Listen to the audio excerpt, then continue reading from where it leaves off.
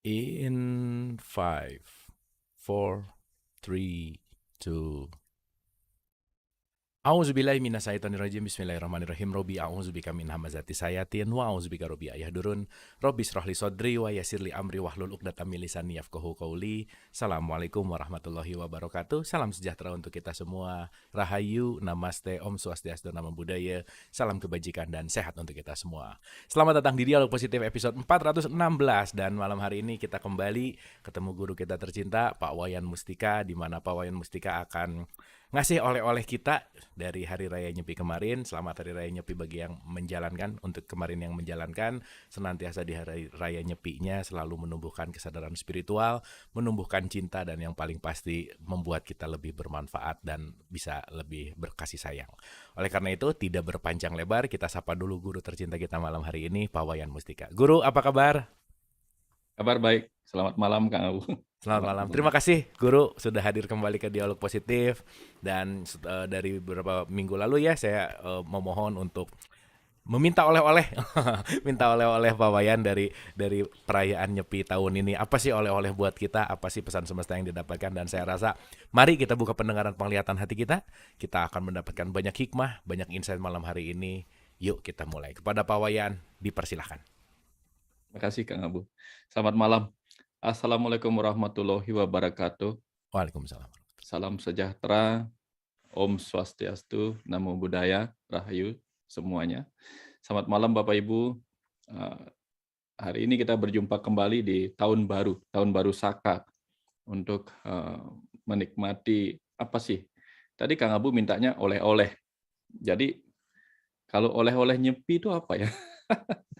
Oke, nanti kita berpikir, kalau oleh-oleh Nyepi itu kan berarti kita pergi ke sebuah ruang dan waktu di mana ada sesuatu yang sepi, yang sunyi, tidak ada suara, tidak ada cahaya. Jadi saya akan membawa oleh-oleh cerita. Bayangkan saya pergi ke sebuah ruang dan waktu jauh di masa lalu, ketika segala sesuatu di alam semesta ini belum ada, kecuali hanya ada satu keberadaan yang satu-satunya sebelum ada ciptaan. Nah, nanti saya bawa oleh-olehnya dari situ. Biar lebih serem sedikit. Oke, Ya. siap. Saya bawa oleh-oleh dari sebuah masa yang jarang kita obrolkan. Kang Abu tadi di awal, sebelum acara ini dimulai, saya mendengar lagu, saya nyanyi goyang-goyang sendiri, mendengarkan lagunya Michael Jackson, Black and White, Black or White. Black or white, ya. Tiba-tiba dalam goyang-goyang itu saya ketawa sendiri. Karena selama ini, dalam banyak pelajaran-pelajaran agama, spiritualitas, yang kita pelajari itu cenderung kita berpikir tentang bagaimana kembali ke alam cahaya, bagaimana kita tiba di alam yang penuh cahaya, yang warnanya putih. Sementara tadi lagu itu bertanya, black or white? Mana yang paling bagus? Nah, jadi di acara Nyepi kemarin, ketika semuanya blackout, semuanya black, lalu apa yang indah di balik kegelapan itu? Sementara selama ini kita nanti pulang ke alam cahaya, nanti menjadi makhluk cahaya. Lalu apa jeleknya gelap itu? Nah, oleh-olehnya nanti kita belajar di sini. Karena sudah ditanyakan sama Michael Jackson, black or white? Padahal dalam konsep pembelajaran kita yang universal, black or white itu adalah bagian satu kesatuan yang tidak mungkin kita pisahkan. Karena tidak ada yang mengisi kekosongan kalau tidak ada kekosongan. Jadi kekosongan itu penting supaya ada yang mengisinya. Kalau tidak ada kekosongan, maka tidak pernah ada yang mengisinya. Nah, jadi black or white dua-duanya memiliki makna yang sama. Nah, itulah yang kita cari dalam Nyepi ini. Nah, sebelum saya masuk ke wilayah yang lebih mendalam tentang makna Nyepi, sedikit cerita bagi teman-teman, bagi para sahabat yang bertanya-tanya atau mungkin belum sempat searching apa sih itu cerita tentang Nyepi yang dilaksanakan di Bali dari bertahun-tahun lalu. Jadi dimulai kisahnya ini dengan perayaan Tahun Baru Saka. Nah, berbeda dengan perayaan tahun-tahun baru di tempat lain yang gemerlap, penuh suara-suara, hiburan-hiburan. Nah, tahun Saka ini kebalikannya. Kenapa kebalikannya? Nah, ceritanya mungkin ada sejarah, orang-orang sudah pernah tahu. Tapi angka-angka tahunnya itu mungkin tidak perlu diperdebatkan karena namanya sejarah ya, sejarah. 128 atau 126 tahun, ya 126 tahun sebelum Masehi dimulai, sebelum tahun Masehi dimulai, itu di India konon selalu ada pertikaian antar suku. Pertikaian antar suku, antar 4 suku aja, 4 suku. 5 suku, yaitu suku Pahlawa, suku Yuezhi, kemudian suku Yuana, suku Malawa, dan suku Saka. Itu selalu bertempur. Kadang suku ini yang menang, kadang suku ini yang menang. Akhirnya selalu terjadi pertikaian yang menciptakan kehancuran. Mirip di Ukraina sama Rusia sekarang. Nah, lalu suatu ketika bangsa Saka, suku Saka kemudian berhasil memenangkan pertempuran. Nah, alih-alih setelah dia menang kemudian dia menzolimi suku-suku yang kalah, cara berpikirnya berbeda. Ini harus dihentikan, harus dihentikan. Maka mulailah disatukan kemudian kekayaan-kekayaan budaya, adat, ajaran-ajaran yang luhur di setiap suku itu kemudian disatukan untuk menghasilkan sebuah budaya yang mempersatukan semuanya. Jadi tidak ada budaya yang direndahkan satu sama lain. Semuanya disatukan. Dianggap semuanya bagus. Nah, mirip seperti juga di Indonesia, itu Bhinneka Tunggal Ika, menyatukan segala suku, menyatukan semua agama dengan Pancasila, itu mengusir perbedaan-perbedaan itu menjadi keragaman yang mengindahkan semuanya. Nah, itu yang dilakukan oleh bangsa Saka yang memenangkan pertempuran. Sehingga akhirnya ketika bangsa Saka itu menobatkan salah satu raja yang disebut raja yang bernama Raja Kaniska yang pertama, disitulah kemudian dirayakan tahun baru yang disebut tahun baru Saka. Pelaksanaannya itu dengan nyepi, dengan mengambil perenungan-perenungan ke dalam diri. Nah, itu yang sedang dilakukan di Bali bertahun-tahun yang lalu sejak tahun 78 Masehi. Jadi sehingga sekarang Nyepi itu dirayakan pada Isaka 1944. Sekarang 1944. Nah, apa yang membedakan di situ? Nah, dalam perenungan pada saat merayakan tahun baru itu sebagai tahun kelahiran baru. Setiap orang, setiap bangsa terlahir kembali di tahun baru Saka itu. Kemudian kita diajak melakukan perenungan ke dalam diri. Nah, Hari Raya Nyepi kemudian yang di Bali dilakukan melalui berbagai prosesi. Setidak-tidaknya ada 5 prosesi yang barangkali sudah pernah didengar atau yang belum pernah mendengar. Mungkin sekarang saya bagikan supaya nanti kalau ke Bali, kapan-kapan pas Nyepi bisa melihat, oh ini maksudnya. Jadi dimulai dari hari pertama itu. Ya, namanya melasti. Jadi melasti itu ya sebuah upacara di mana orang-orang kan berduyun-duyun ke pantai atau ke sumber-sumber mata air itu mengiringi para dewa yang disimbolikkan ke dalam arca atau pratima atau patung para dewa itu. Diantarnya ke sumber-sumber mata air untuk menemani atau mengiringi para dewata, para cahaya melarung segala kekotoran di alam semesta raya dan di alam semesta kecil. Dilarung semua sehingga clear semua. Ya, seperti kemudian dimohonkan air suci dari sumber mata air itu yang disebut dengan Tirta Amerta. Jadi air suci itu kemudian dipakai memercikin rumah, memercikin segalanya sehingga suci untuk mempersiapkan perenungan diri. Nah, kalau di Islam mungkin seperti wudu, ya kalau orang mau sembahyang kan wudu. Kalau di sana seluruhnya dibersihkan dengan air suci yang dimohonkan dari samudra, dari danau, dan sebagainya, sumber-sumber mata air suci itu. Nah, hari berikutnya kemudian memuja para dewata, memuja Tuhan untuk mendapatkan berkah-berkah sehingga kita dipersiapkan untuk memasuki hari Nyepi. Nah, tiba kemudian hari yang disebut ngerupuk. Ngerupuk itu ada tawur. Tawur itu menabur benih-benih kesucian ke alam semesta ini. Sehingga nanti muncul benih-benih sari-sari kehidupan yang baru. Nah, malamnya kemudian ada parade. Belakangan ini baru ada parade ogoh-ogoh. Tahu goho-goh ya, Ya, karnival ya, ya. goho-goh itu. Yang kemudian diarak, kemudian sampai selesai itu kemudian dibakar. Nanti ada simboliknya juga itu. Nah, besoknya baru memasuki hari raya Nyepi yang disebut Sipeng. Sipeng itu ada sepi, Nyepi. Nah, di sana kemudian ada 4 pengendalian diri, 4 macam pengendalian diri yang mungkin nanti bisa kita kupas lebih dalam lagi. Karena sesuatu yang seni itu, yang abstrak itu bisa dikupas dalam berbagai sudut pandangnya. Jadi ada 4 pengendalian diri yang disebut catur berata penyepian. Jadi satu, amati geni. Amati itu artinya tidak melakukan atau meniadakan, amati geni. Meniadakan kegiatan-kegiatan yang menimbulkan munculnya api atau menggunakan api atau munculnya cahaya. Sehingga itu sebabnya Bali blackout. Bali blackout sangat-sangat tidak diizinkan menggunakan lampu kecuali masih ada toleransi. Kecuali ada orang sakit di rumah, ada bayi di rumah, atau benar-benar sangat perlu, tetapi cahayanya tidak mengganggu keluar. Nah, itu dalam satu malam penuh. Lalu tidak boleh masak, ya, tidak boleh masak, tidak boleh menggunakan api.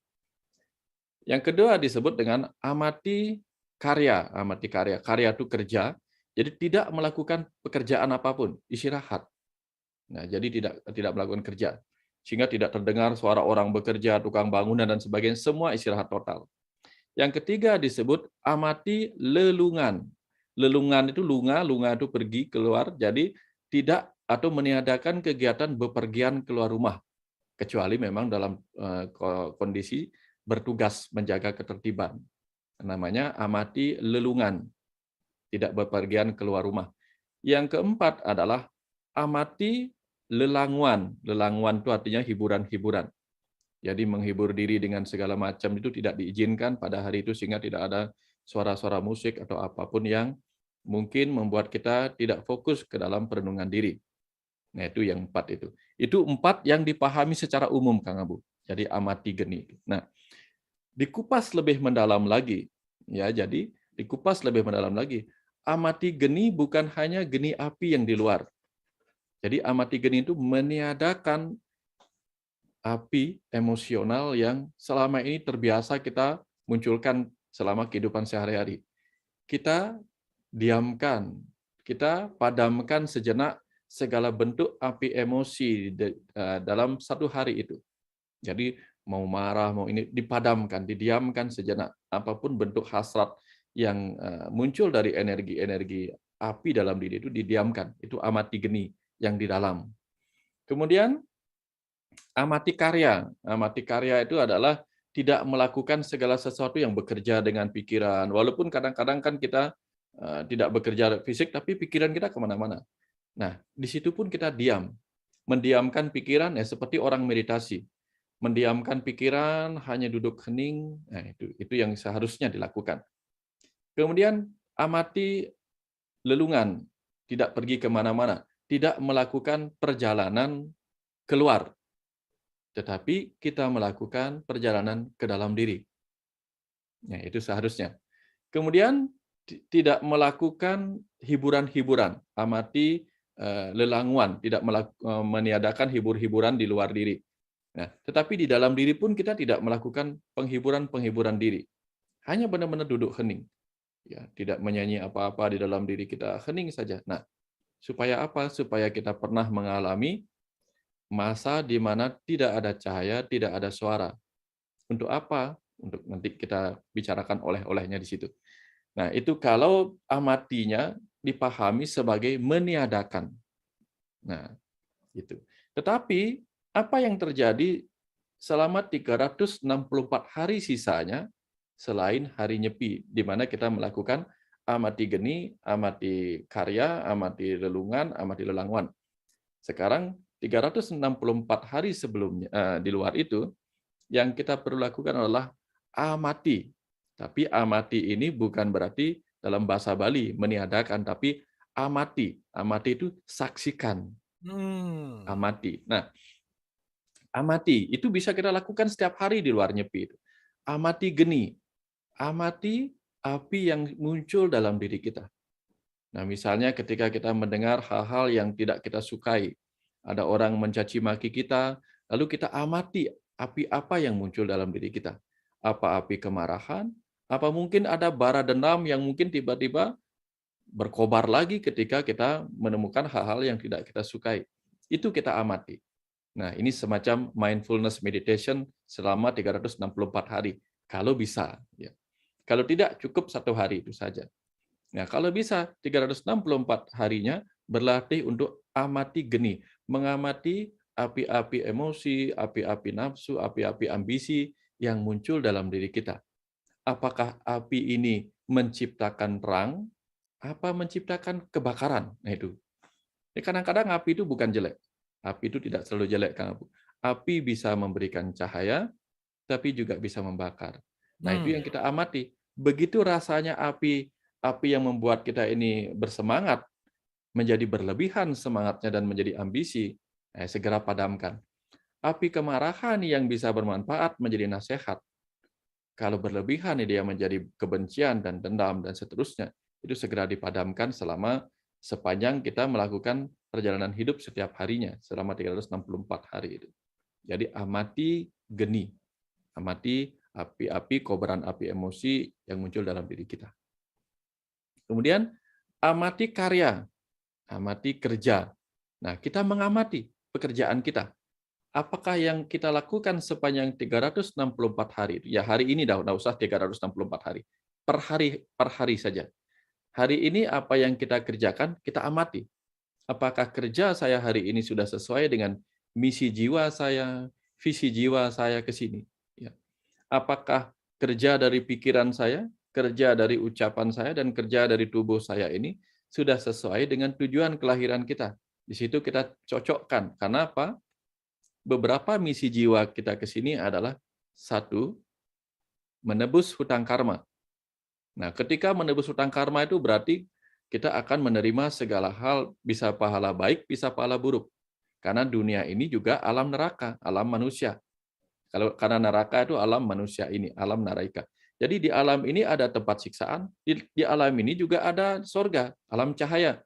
Kadang kita bercahaya oleh terang pengetahuan, kadang kita bercahaya oleh pencapaian kesuksesan, kita bercahaya oleh kondisi kita yang makmur. Nah, di alam ini ada sorga, di alam ini juga ada neraka. Jadi di alam ini kita bisa mendapatkan siksaan dari hal-hal buruk yang pernah kita lakukan di masa lalu. Misalnya kita mungkin dicaci maki orang hari ini. Nah, ketika kita dicaci maki, itulah kita amati. Kita amati apakah muncul api dalam diri kita? Ya. Lalu kita amati apa kerja pikiran kita ketika kita dicaci maki orang. Apakah tiba-tiba muncul reaksi ego? Atau justru dengan tenang kita berpikir, jangan-jangan orang yang menyakiti saya ini adalah orang yang dulu pernah saya sakiti, sekarang dikirim Tuhan untuk membalaskan rasa itu kepada saya, sehingga saya dilunaskan hutang karma saya oleh orang ini. Nah, kalau gitu cara kita mengamati, maka api yang tadinya biasanya akan membakar kita, dan mungkin membakar orang itu, akan pelan-pelan teredam. Dan yang terbakar adalah dosa-dosa masa lalu kita. Karena kita izinkan orang yang menyakiti kita itu kemudian menebuskan hutang karma masa lalu kita yang mungkin buruk. Itu contoh kita mengamatinya. Kemudian amati lelungan kepergian kita. Nah, ketika kita melakukan perjalanan ini tentu kita berjalan. Berjalan ke ruang yang berbeda, waktu yang berbeda. Setiap hari kita melintasi ruang dan waktu yang berbeda. Itu namanya melakukan perjalanan. Nah, amati lelungan, amati perjalanan kita. Yang namanya perjalanan itu kan pasti bergelombang. Mau jalan di darat, di laut, di udara, itu bergelombang. Kenapa jalannya bergelombang? Karena hidup kita, yang membuat kita hidup, jantung kita, dia juga bergelombang. Nah, amati ketika kita melakukan perjalanan yang bergelombang ini, apakah di dalamnya muncul api? Yang kadang-kadang ketika kondisi kita lagi turun, ya perusahaan kita lagi bangkrut, kita marah, ketika lagi sukses kita lupa. Nah, lupa bersyukur, apakah seperti itu? Nah, kita amati terus perjalanan kita sepanjang hari. Apa yang terjadi? Bagaimana naik turun emosi kita? Bagaimana cara kita menghadapi perubahan-perubahan yang terjadi dalam kehidupan kita? Apakah ada api yang membara di dalam? Nah, itu semua kita amati sepanjang hari. Amati kerja pikiran kita, amati kerja kata-kata kita, amati kerja tubuh kita. Lalu amati api yang muncul dalam diri kita ketika menghadapi perubahan-perubahan di sepanjang perjalanan kita. Lalu amati lelanguan, amati hiburan. Apakah kita malah terlalu banyak melakukan penghiburan-penghiburan diri? Misalnya ketika kita gagal, ya kita alih-alih menerima itu sebagai sebuah pelajaran, malah ya kita menghibur diri dengan menyalahkan orang lain. Kadang-kadang kan kita demikian, Kang. Itulah kita amati. Berguna enggak ketika kita melakukan kesalahan, tapi kesalahan itu kita limpahkan kepada orang lain demi penghiburan diri kita agar tak tersakiti? Apakah berguna? Nah, itu kita amati dan kita renungkan. Ini yang kita lakukan sepanjang 364 hari. Amati geni, amati karya, amati lelanguan, amati lelungan. Jadi mengamati api, mengamati kerja, mengamati perjalanan, mengamati hiburan-hiburan ego kita. Nah, apa yang kita lakukan. Nah, ini panjang ceritanya Kang Abu untuk apa? Untuk memahami nyepi secara keseluruhan. Nah, ketika nyepi satu hari di Bali itu kemudian dipaksa oleh alam ini menjadi nyepi seluruh dunia selama 2-3 tahun ini oleh pandemi ini, ya. Nah, masalahnya yang muncul itu apa? Bukan amati geni. Oh, malah apinya banyak, api emosi. Api emosi. Kalau saya mengamati Kang Abu, mengamati sepanjang masa pandemi ini. Ada masa-masa kemarahan, ada masa-masa denial tentang pandemi ini. Ada segala macam. Ya, ada orang yang menyalahkan ini, menyalahkan itu, ya, segala macam itu. Padahal sedang diberikan kesempatan kepada kita untuk melakukan perjalanan ke dalam diri. Yang tadi biasa keluar, berdiam di rumah. Yang tadinya biasa mengejar mahkota keluar, sekarang dikejar mahkota ke dalam. Jadi mahkotanya corona, mengejar kita untuk memaksa kita masuk ke dalam diri kita. Ya, kadang-kadang kan kita dipaksa menjadi kura-kura yang ketika ada ancaman di luar bersembunyi di dalam diri kita. Nah, tapi kita lupa untuk menjadi kura-kura karena menurut kita kura-kura itu lambat. Jadi ketika kita jadi kura-kura, perjalanan kita lambat.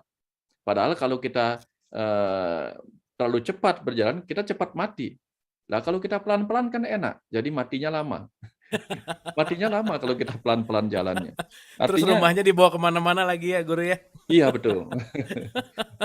Hmm. Ya kan kadang-kadang kita semuanya serba pingin buru-buru, Kang Abu. Hmm. Semoga besok sudah punya ini, semoga besok.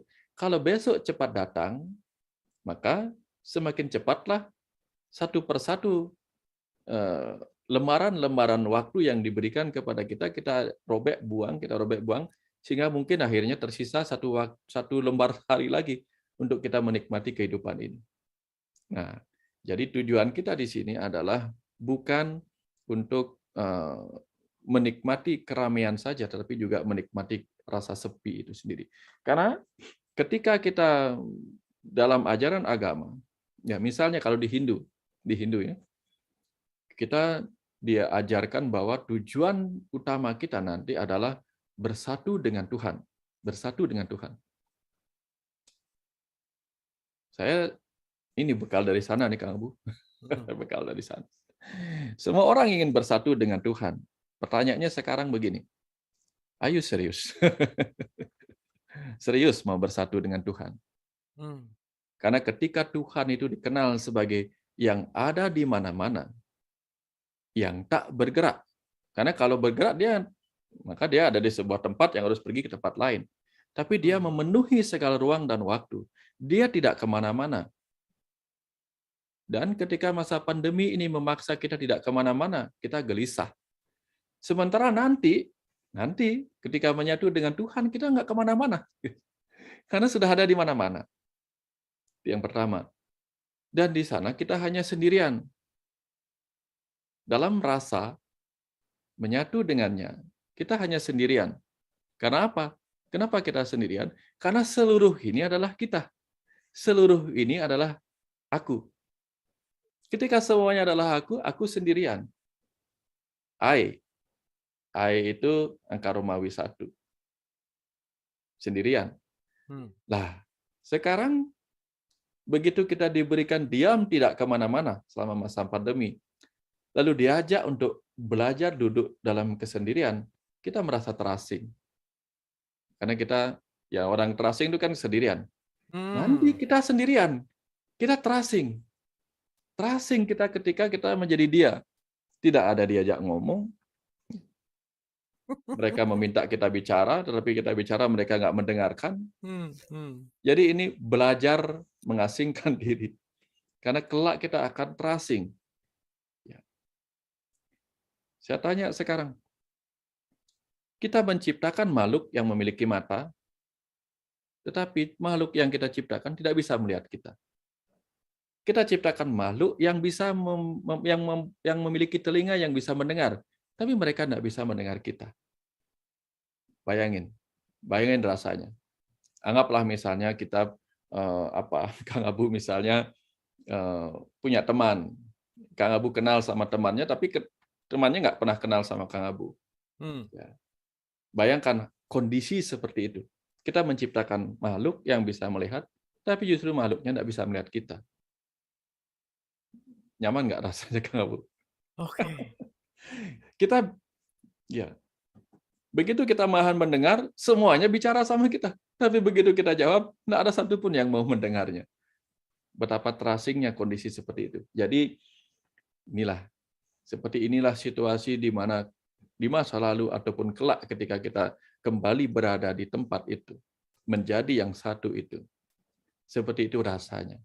Dan di tempat inilah kita mengalami pelajaran-pelajaran rasa itu. Bukan saja pelajaran rasa untuk kita nikmati di sini, tapi juga pelajaran rasa untuk kita nikmati ketika kita di sana bersama rasa tanpa rasa. Ya, rasa tanpa rasa. Kenapa? Karena di sana tidak dibutuhkan apa-apa lagi. Tidak ada yang bisa dinikmati di sebuah tempat di mana segala sesuatunya sudah kita pahami. Apa nikmatnya sebuah film ketika filmnya sendiri sudah kita tahu segala tetek bengeknya. Seakan-akan kita sudah nonton berkali-kali. Apa nikmatnya skenario takdir dan nasib yang ada di kehidupan ini ketika kita sudah tahu semuanya. Tidak ada yang nikmat di situ. Nah, itulah sebabnya kita harus bersyukur berada di dalam keterbatasan ini. Jadi seperti black or white itu. Bagi orang kulit hitam, dia pingin putih. Bagi orang kulit putih, dia berjemur supaya agak coklat-coklat. Gitu. Nah, seperti itu kita. Yang lapar pingin kenyang, yang kenyang pingin lapar. Nah, yang di sini pingin ke sana. Sementara yang di sana pingin ke sini. Nah, jadi ceritanya seperti ini, Kang Abu. Nah, saya buka sedikit ceritanya begini. Bayangkan Kang Abu, dalam imajinasi, Kang Abu menginginkan masakan yang enak. Ya, ada sebuah meja kosong, lalu Kang Abu membayangkan di meja kosong itu ada banyak sekali makanan enak. Dan Kang Abu bisa merasakan dalam imajinasi betapa enaknya semua makanan itu. Tapi apakah itu nikmat yang real? Tentu tidak, karena hanya ada di imajinasi. Sehingga akhirnya supaya benar-benar Kang Abu bisa menikmati rasa real itu, Kang Abu mungkin punya uang untuk membeli semua masakan yang diimajinasikan itu, atau mungkin bisa membuatnya. Lalu mencicipinya sedikit-sedikit. Untuk benar-benar merasakan dengan rasa. Merasakan dengan rasa. Tapi kalau kita hanya berimajinasi, itu merasakan tanpa rasa. Rasanya nikmat, tapi nggak ada rasa. Betul ya, Kang Abu? Hanya mungkin air liur aja yang keluar. Sehingga dibutuhkanlah nyata adanya ciptaan-ciptaan berupa makanan itu. Nah, cerita yang sama terjadi di alam sana. Di alam sana, di sana rasa tanpa rasa. Kita ingin menikmati apa yang kita ingin nikmati itu. Maka kita menciptakan. Untuk kita nikmati di dalamnya langsung rasa itu. Tapi ketika sudah menciptakan di sini juga kita nggak bisa menikmatinya. Apa yang terjadi coba? Di sana ingin merasakan ciptaan itu nyata. Di sini kita nggak mau udah dikasih nyata, nggak bisa nikmatin lagi gitu ya, ya, kita pinginnya menikmati sorga di situ. Sorga di situ adalah di mana alam cahaya, ada banyak keindahan bunga-bunga, ada banyak segala macam. Mmm, Itu rasa tanpa rasa. Ketika mmm. di sini alam sudah kita ciptakan oleh diri kita yang di sana menciptakan alam yang indah, ya kita hancurkan dan kita tidak nikmati. Ada yang pingin mati cepat-cepat dengan bunuh diri, sementara dia pingin di sini. Ketika hidup dia bilang begini, "Tuhan, leburlah dosa-dosaku." Oke, Tuhan menjawab, "Mau lebur di mana? Di sorga?" "Oh, nggak bisa. Leburnya di neraka." "Oke, kalau dengan dilebur di neraka, saya akan nikmati." "Oke, di mana neraka itu?" "Ya di bumi ini, tempat di mana kita akan disakiti kalau pernah menyakiti." Tapi ketika disakiti di sini kita marah-marah, Mmm. kacau kan? Jadi dikasih neraka tempat melebur dosa, kita marah. Dikasih sorga tempat kita bisa menikmati kehidupan, kita nggak mau Kom nikmati, komplain. komplain lagi. Iya. Nah, di masa nyepi itulah kita diingatkan betapa kegelapan itu bermanfaat untuk kita mengingat betapa indahnya setiap kelip-kelip cahaya itu. Di suasana nyepi itulah kita disuruh menikmati betapa indahnya ada suara, apapun suara itu. Nah, tapi begitu selesai nyepi, kita komplain lagi dengan berbagai suara yang kita dengar. Padahal kalau kita amati saja, semua hanya suara. It just a sound. Mmm, Walaupun ya seperti Kang Abu sama saya ngobrol-ngobrol ini kan hanya suara. mmm, Bayangkan kalau yang dengar adalah semut, mungkin dia nggak ngerti. Dia bilang kita hanya bersuara bla bla bla bla bla begitu. mmm, Tetapi suara ini kenapa bisa menyakiti, kenapa bisa menyemangati, kenapa bisa membuat jatuh cinta, kenapa bisa buat menangis? Karena kita memberi makna pada suara ini. mmm. Tapi kapan kita ingin kembali kepada kenetralan? Coba suatu ketika duduk berlatih di tempat umum, ya, duduk berada di tempat umum, tutup mata dan dengarkan suara apa saja. Ada orang suara teriak-teriak, ada caci maki, ada begini. Lalu dengarkan itu hanya sebagai suara, akan berbeda rasanya. Karena saya pernah duduk seperti itu dan saya ketawa. Saya ketawa bahwa it just a sound. Dan selama ini saya tersakiti oleh kata-kata, saya tersanjung oleh pujian, padahal itu hanya kata-kata. Hanya kata-kata, hanya suara. Nah, itulah kita. Energi seperti itu kita bisa mengacaukan kita. Tapi kalau kita amati dengan tenang, ya seperti kita mengamati cahaya, apakah kita terluka oleh cahaya lampu? Enggak, cahaya. Tapi ketika kita ingin ngebut, tiba-tiba lampunya berwarna merah, marah kita. Mmm. Lampunya berwarna merah, marah kita. Karena kita menolak. Nah, intinya adalah kehidupan ini membuat kita menderita karena kita menolak. Menolak cahaya, menolak suara. Hanya karena suaranya berbunyi seperti ini. Nah, misalnya, suara burung indah, indah. Tapi begitu suara burung gagak, ngeri. Nah, kita menolak. Mmm. Gitu. Karena kita menolak. Gitu. Nah, jadi semua itu berkenaan dengan eh, pelajaran tentang penerimaan dan penolakan. Nah, jadi begitu kita memasuki nyepi, kita diajak untuk menerima kegelapan. Bahwa apa? Di balik kegelapan itu ada sesuatu yang membuat kita bisa melihat dengan terang. Ya, coba seandainya di Jakarta mati lampu semua dan langit biru terang, mungkin di situ kita akan bisa dengan terang benderang melihat ya Milky Way, ya galaksi Bima Sakti dan galaksi-galaksi lain. Dan di situ kita akan menyadari betapa di seluruh alam semesta yang baru saat ini diketahui yaitu 30 miliar triliun bintang baru saat ini, kita bukan siapa-siapa tetapi kita penting sekali. Penting. Kenapa penting? Ya kalau tidak penting kita nggak ada di sini di dalam tubuh ini. Ya.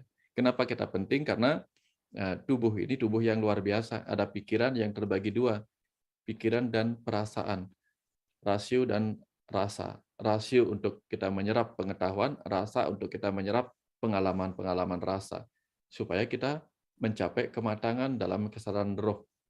Nah, itu sebabnya kita digiring untuk melakukan nyepi, untuk melakukan pengamatan-pengamatan ke dalam diri kita, pengamatan-pengamatan terhadap apa yang ada di luar diri kita.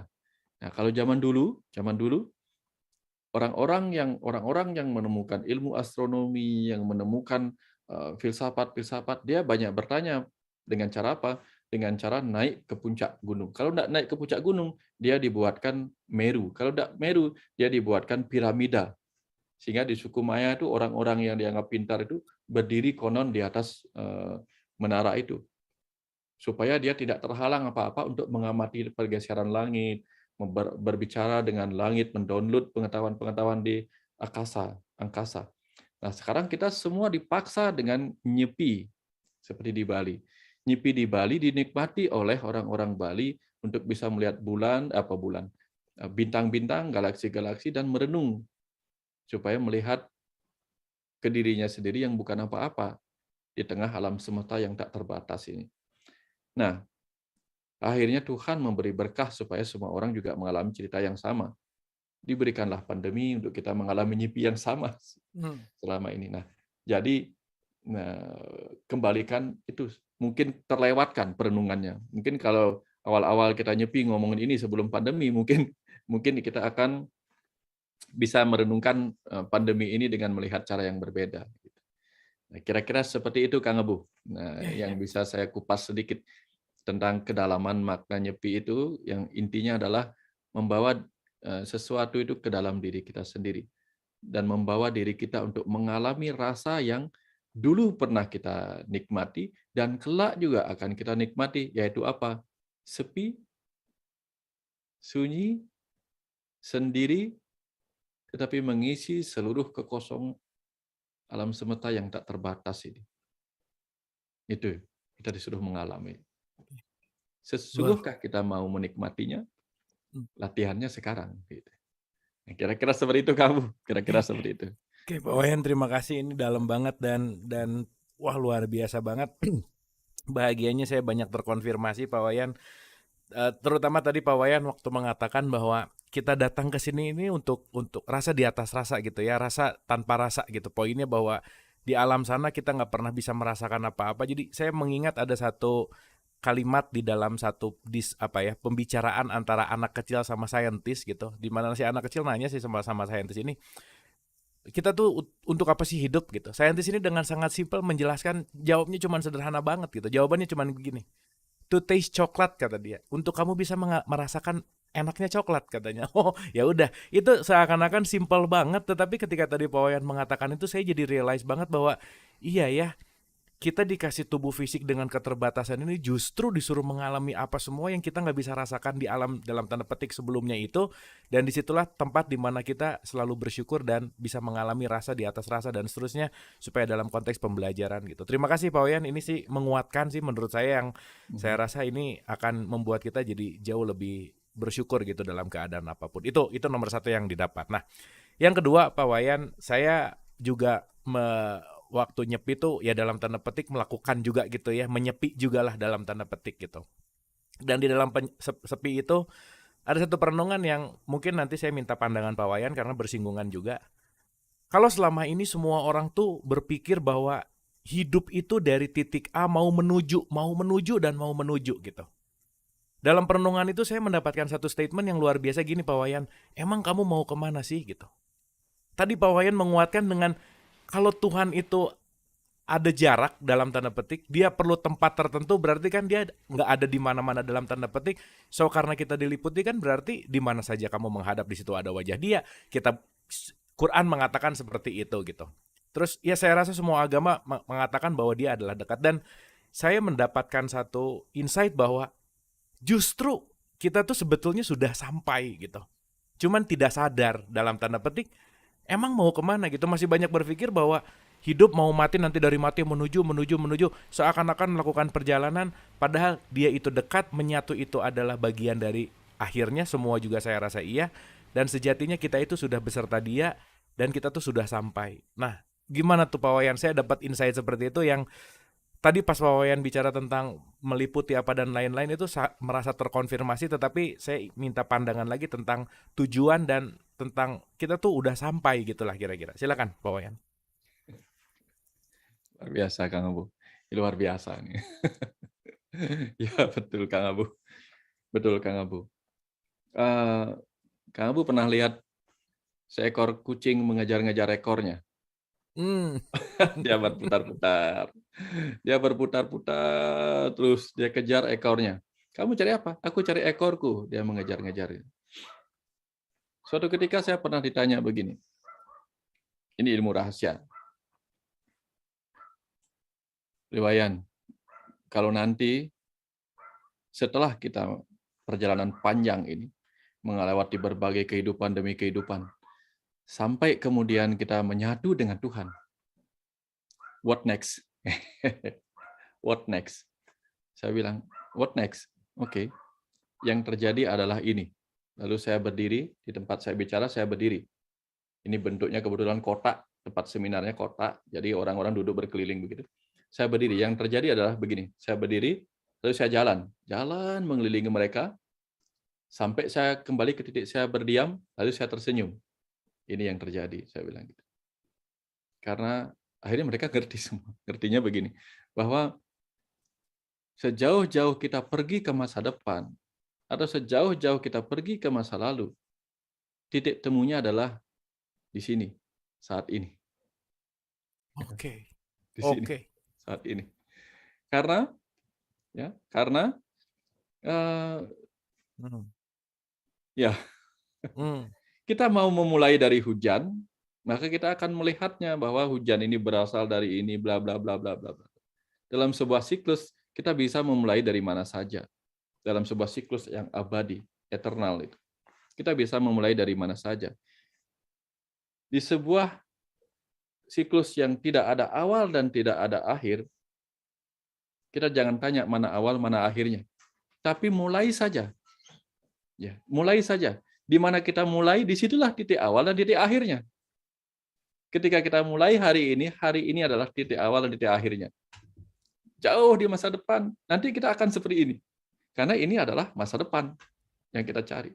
Nah, kalau what next tadi itu ketika alam semesta sudah hancur semuanya bla bla bla bla bla, yang ada hanyalah kekosongan dan hanya Tuhan, semuanya menyatu dengan Tuhan. What next? Dalam kesendiriannya Tuhan mengalami kebosanan kalau ada rasa. Lalu Tuhan menciptakan. Dimulai lagi dari penciptaan kecil, kecil, kecil, kecil, dan seterusnya. Sampai seperti sekarang. Jadi, oke. Disitulah kemudian dikatakan, tidak ada ruang, tidak ada waktu. Karena apa tidak ada ruang dan tidak ada waktu? Ruang itu dibatasi oleh batasan-batasan. Kalau batasannya berbentuk lingkaran, maka disebut ruang lingkaran. Kalau batasannya segi empat, disebutnya ruang segi empat. Tapi alam semesta yang tak terbatas, lalu bagaimana ada ruang? Dan ketika perjalanan panjang melewati waktu itu, ujung-ujungnya sampai di sini, lalu di mana ada waktu? Nah, kemudian disitulah kita kemudian berpikir saya akan menikmatinya nanti. Sementara nanti itu ini. Ya. Sekarang ini nanti. Sekarang ini juga masa lalu. Kenapa? Besok yang sekarang ini akan menjadi masa lalu. Jadi pertemuan antara masa lalu dan masa depan adalah sekarang. Nah, lalu kalau kita tidak bisa menikmati yang sekarang, kapan kita bisa menikmatinya? Karena yang nanti itu akan menjadi sekarang dan akan menjadi masa lalu begitu dia lewat. Ya. Sebentar lagi yang nanti itu akan menjadi sekarang dan akan menjadi masa lalu. Akan terus demikian. Kalau kita tidak menikmati setiap saat yang sekarang, kita ketinggalan banyak banyak hal untuk kita nikmati. Bukan ini, bukan ini, bukan ini, bukan ini. Lalu yang mana? Sementara ya seperti itulah. Kita mencari Tuhan itu yang mana? Bukan ini, bukan ini, bukan ini. Padahal sudah diajarkan, kemanapun kamu menghadap, kesanalah Tuhan berada. Tapi kita bingung mencari Tuhan. Mencari Tuhan. Kita mencari Tuhan seperti ikan yang berenang. Kamu kemana? Saya lagi cari air. Dia berenang di dalamnya. Ada burung-burung terbang begini. Kamu kemana? Lagi nyari udara segar. Lah sambil terbang burungnya bercerita. Saya mau nyari udara segar.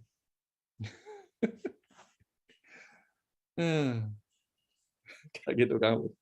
Oh, Saya Yan, sedang keren. saya Terima sedang kasih. menertawakan diri kita, menertawakan diri saya, menertawakan kita semua yang adalah diri saya, diri kita. Saya menertawakan itu. Sedang Oke. menertawakan itu. Terima kasih Pak Wayan, itu membuat saya juga menyadari bahwa pembicaraan ini adalah pembicaraan masa depan gitu ya Pak Wayan, karena masa depan dan masa lalu titik tengahnya ada di sini gitu. Ya, Wah luar biasa Pak Wayan, terima kasih. Mudah-mudahan dapat gitu ya, kita semua bisa memahami ini gitu, dan saya rasa ketika memahami ini tuh bisa lebih menghadapi segala sesuatunya jauh lebih bijaksana gitu ya, jauh lebih ya, bisa damai pastinya gitu. Nah, ya, berkaitan dengan tadi terasing Pak Wayan, itu menarik sekali juga gitu ya. Emang serius nih itu tadi Pak Wayan, keren banget. Serius nih mau menyatu denganku gitu. Dimana menyatu denganku itu adalah keterasingan gitu. Nah, poinnya adalah ketika menyatu dengan dia adalah poinnya menjadi terasing dalam tanda petik mungkin ya gitu ya kira-kira. Proses apa sih Pak Wayan supaya kita melalui masuk ke dalam fase terasing itu tidak terkaget-kaget, tidak atau bisa nerima atau bisa bisa tetap flow gitu ya dalam keterasingan itu, karena ya balik lagi gitu ya, terasing itu kan pasti karena keluar dari kebiasaan, keluar dari sesuatu yang diulang-ulang, maka saya rasa menyepi juga pasti membuat kita jadi terasing, tetapi dalam keterasingan itu kita menemukan sesuatu yang sejati gitu. Gimana Pak Wayan, silakan. ya. Ketika ketika dia terasing, siapa sih aku? Dia bertanya demikian. Siapa sih aku sebenarnya? Kalau kita di rumah, siapa sih aku? Maka kita menciptakan cermin untuk melihat siapakah aku. Atau kalau tidak ada cermin, kita ambil cahaya, lalu kita bikin bayangan, itu bayanganku. Walaupun hanya hitam, setidak-tidaknya aku melihat wujudku dalam bentuk bayangan. Itu Kang Abu. Jadi kalau tidak ada cermin, ya cermin pun kalau gelap kita nggak bisa lihat kan. Ya. Intinya harus ada cahaya.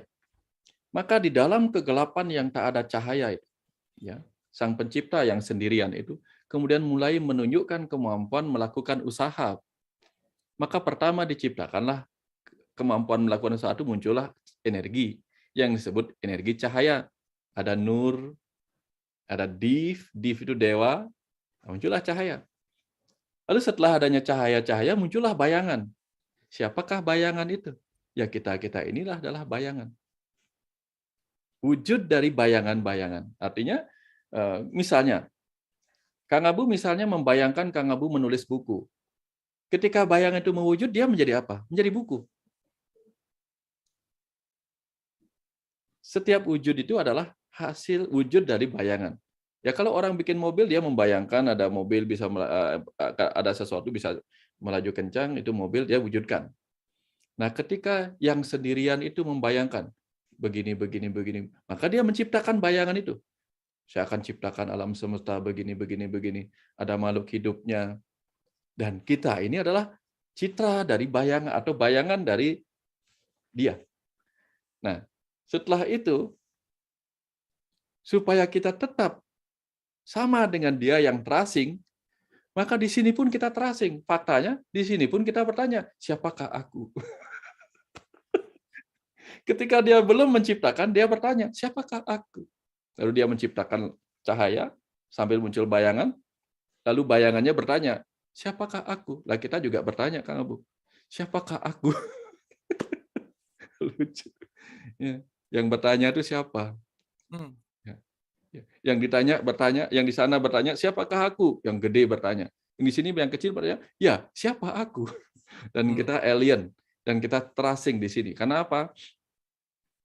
Kita bahkan tidak mengenali tubuh kita bahkan tidak mengenali pikiran kita, tidak mengenali diri kita sebagai jiwa, sama seperti dia yang juga tidak mengenali siapakah aku.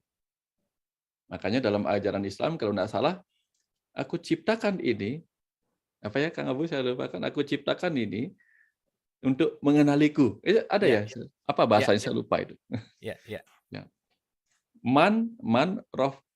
Man arafah nafsah fakot arafah robah, siapa mengenal mengenal mungkin ya, mengenal diri gitu Ya, ya. ya, Ya, jadi mengenali. Jadi dia menciptakan kita untuk mengenalinya. Jadi hmm, siapa mengenali dirinya? Ya ya, mengenali dirinya, Tuhan. ya, Nah, ya. seperti itu. Karena dia bertanya di sana, siapakah aku? Di sini juga dia bertanya, siapakah aku? Setelah dia lihat dirinya, oh aku ini. Dengan cara apa dia mengenal dirinya? Manusia kemudian mulai mencipta. Aku sang pencipta. Lalu dia memelihara taman, memelihara begini. Hah? Aku sang pemelihara. Iya benar Bayang benar. kamu? Hmm, hmm, hmm, Lalu dia hmm. dia Dia melebur segala sesuatu, menciptakan yang baru. Hah? Aku sang pelebur. Ya, seperti itu. Jadi dengan cara itu, ya karena namanya bayangan, seperti dalang main wayang, ya wayang itu hidup karena sang dalang itu sendiri yang sendirian main wayang. Tapi wayang itu ciptaannya, bayang-bayang itu ciptaannya, lalu dia memainkan sendiri, menjiwai wayang-wayang yang dia ciptakan. Ya seperti ini. Lalu wayang itu bertanya, siapakah aku? Yang nanya wayangnya apa dalangnya? Kebayang nggak, Bu? Iya, iya, Wayan. Ya. Iya, iya, iya, iya. Nah, nyepi itu adalah situasi di mana lampunya semua mati, dalangnya sudah duduk, layarnya, clear-nya itu belum ada lampu, semua mati. Belum ada cahaya sama sekali, belum ada suara. Nah, bahasa orang Balinya, bahasa dalangnya itu, duk tan hane paran-paran. Ketika sebuah masa belum ada apa-apa. Hane teje, ada cahaya, hane suara. Jadi di situ ada cahaya, ada suara. Lalu dihidupkanlah lampu milik sang dalang itu. Mulailah muncul clear. Lalu muncul suara sang dalang. Boom gitu. Artinya Big Bang. Lalu muncullah wayang hidup. Mulai wayangnya main begini. Nah, jadi bahasa Balinya utpeti, diciptakan. Mulailah penciptaan. Lalu dipeliharalah wayang-wayang itu dihidupkan, terakhir dilebur, dikeluarkan, dimasukkan ke dalam satu kotak wayang, yaitu kita semua dimasukkan kelak ke dalam satu kotak. Kotak-kotak kecil di dalam kuburan, kotak besar lagi ada. Oke. Dan ya di situ jangan lupa ya, yang wayang yang bertanya siapa aku itu, tinggal pikir yang nanya dalangnya apa wayangnya. Hmm. Jadi kita ini Yang ketika sejatinya Wayang nggak bisa nanya ya, Pak Wayan. Si Wayang mau nanya gimana ceritanya. nah, kalau si wayang nih yang ditinggal sama sang dalangnya mati sudah, Oh, nggak iya, bisa iya. ngomong. Ketika dia ngomong dan bertanya siapa aku, yang nanya itu siapa gitu. Hmm, hmm. Ini ilmu baru Kang Abu, saya baru dapat. Wah, ini sih Ya, sadis Pak Wayan. saya baru dapat. Cuman Saya belum cuman pernah ngomong. kadang kadang Pak Wayan ya maaf bangetnya mengartikannya tuh suka beda gitu ya. Ketika kita melihat ya kayak cerita Siti Jenar lah gitu ya, cerita Al-Halaj lah gitu. Pandangan dalam tanda petik perspektif awam tuh merasa bahwa oh kamu jadi seperti menyerupai gitu, mewujud dan seterusnya itu sih yang menarik gitu ya. Tetapi ketika kita memahami di level kesadaran yang tinggi, saya rasa kita bisa cerita ini dengan sangat rileks, sangat santai, bahkan ketawa-ketawa gitu dan dinikmati dan penuh dengan kasih sayang gitu ya Pak Wayan. Ya, Dan di situ saya menyadari bahwa it's just a sound gitu ya. Tergantung kualitas di dalam yang gimana sih, itu sih poinnya. Mungkin barangkali itu sih Pak Wayan. Terima kasih Pak Wayan, ini luar biasa sekali, luar biasa sekali. Oke, teman-teman, tampaknya kita akan berdiskusi. Jadi seperti biasa, kalau ada mau satu pertanyaan, ada pertanyaan, ada yang mau diberikan apresiasi atau apapun malam hari ini tentang berkaitan nyepi. Nah, ini ada dua lagi dari saya. Nanti habis gitu teman-teman silakan yang di Instagram Live, YouTube maupun di Zoom boleh lewat Resen atau lewat chat. Ya, dua terakhir Pak Wayan. Kan nyepi itu cuma satu hari gitu Pak Wayan. Apakah satu hari itu bisa berdampak kepada 364 hari gitu? Apakah satu hari itu nggak terlalu dalam tanda petik ya kalau saya ngelihat waktu ya, ini hitungan-hitungan rasional banget gitu. Satu hari kan cuma 24 jam gitu. Nah, apakah satu hari 24 jam itu bisa memengaruhi 364 hari ke depannya gitu? Gimana ya. Pak Wayan? Silakan. Gini, sebuah pesawat terbang, ya, pas lepas ada satu baut yang lepas. Apakah itu berpengaruh? Ada ribuan baut di dalam pesawat terbang itu. Satu baut lepas di bagian sayap. Ini ternyata itu berpengaruh sekali karena getaran-getarannya itu kemudian mengguncangkan segala macam. Nah, ternyata dari 365 hari, satu hari itu tentu saja berpengaruh. Sama dengan ada angka 1 juta. Dia ambil satu nolnya, dia menjadi 100.000. Hmm. Jadi kelihatannya tidak berpengaruh. Nah, satu hari ini pengaruhnya apa? Seperti cerita tadi, dia berpengaruh setidak-tidaknya satu hari itu penuh, dia mengurangi polusi, membuat kita mengalami sesuatu kenikmatan rasa dalam kekosongan itu benar-benar bisa melihat alam atau langit yang terang benderang tanpa tanpa cahaya yang mengganggu dari bawah gitu. Hanya ada cahaya-cahaya kecil di situ. Kemudian sebagai kelanjutannya tadi itu, satu hari itu adalah pemicu bagi catur berata berikutnya yang saya bilang tadi, amati selanjutnya itu. Nah, jadi kalau itu dilanjutkan sangat-sangat berarti. Karena kadang-kadang kan apakah satu kali tekanan starter motor itu bermanfaat? Iya, iya. Kalau itu hidup. Cuman butuh sekali. Kita kan nggak butuh kalau sepanjang perjalanan kita hidupkan starter terus-menerus kan nggak. Cukup satu kali. Nah, maka Nyepi ini menjadi starter kita untuk karena dia perayaan tahun baru. Karena dia perayaan tahun baru, di awal itu sudah menjadi peringatan, mengingatkan di awal. Nah, perkara kemudian siapa yang terus-menerus mengingat, dia yang mendapatkan. Nah, misalnya, datang sekali ke dokter, dikasih resep, minum 3 kali sehari ya obatnya. Nah, kalau dia rajin minum obatnya 3 kali sehari, dia mendapatkan manfaat. Tapi kalau pada hari dia datang ke dokter dan minum 3 kali sehari, besoknya tidak dapat minum lagi. Karena malasnya, dia nggak dapat efeknya. Nah ini, apakah itu bermanfaat? Pada masing-masing orang akan bermanfaat.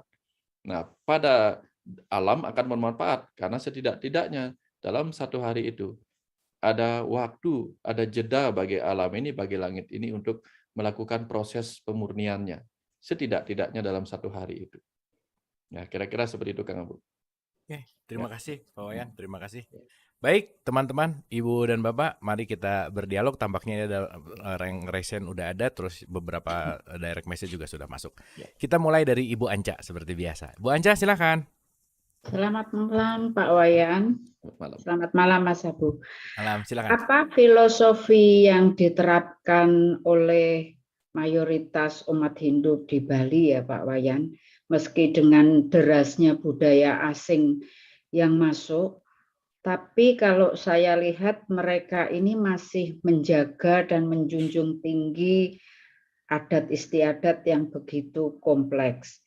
Apakah itu juga berhubungan dengan roh yang sudah menyatu dan selaras dengan keheningan dan menyatu dengan jiwa, pikiran, dan badan kita? Karena kalau kita lihat di daerah-daerah lain kan kena sulut sedikit, ribut, sulut sedikit, ribut gitu. Terima kasih Pak Wayan. Makasih Mas Abu. Oke, terima kasih Bu Anca. Wah, Bu Anca tuh pertanyaannya selalu menarik ya. Silakan Pak Wayan. Ya, ada beberapa filosofi yang ditanamkan. Ada banyak sekali filosofi, termasuk ajaran karma bahwa kalau ya di ajaran-ajaran lain kan juga sama, bahwa kalau apa yang kita tabur itu yang kita tuai. Tapi ini dipegang kuat-kuat tentang karma itu oleh orang-orang Bali. Nah, lalu apa yang terjadi dengan budaya? Kenapa tidak tergerus? Karena begini, kita tahu bahwa bahasa universal adalah musik. Musik adalah bahasa universal. Dia bisa menggabungkan semua orang, ya.